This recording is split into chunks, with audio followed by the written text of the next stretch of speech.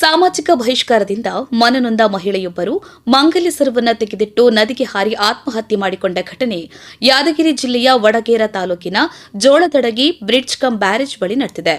ಯಾದಗಿರಿ ನಗರದ ಹೊರವಲಯದ ಗಿರಿನಗರ ನಿವಾಸಿ 42 ವರ್ಷದ ಕಮಲಮ್ಮ ಆತ್ಮಹತ್ಯೆ ಮಾಡಿಕೊಂಡ ಮಹಿಳೆ. ಕಮಲಮ್ಮ ಸಿಡ್ಲೆ ಖ್ಯಾತ ಸಮುದಾಯಕ್ಕೆ ಸೇರಿದವರು.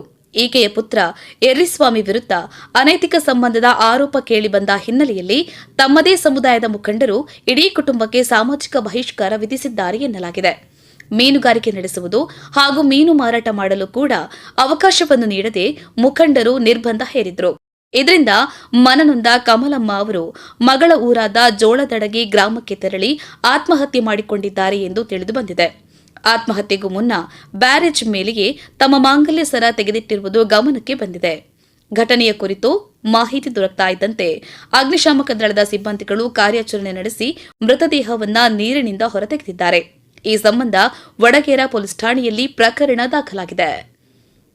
ಮಲ್ಲಿಕಾರ್ಜುನ್ ಛಲವಾದಿ, ರಾಚನಕೋಳೂರು, ಹುಣಸಗಿ. ಜೈ ಭೀಮ್ ನ್ಯೂಸ್ 24x7 ಇದು ಬಹುಜನರ ನ್ಯಾಯಕ್ಕಾಗಿ.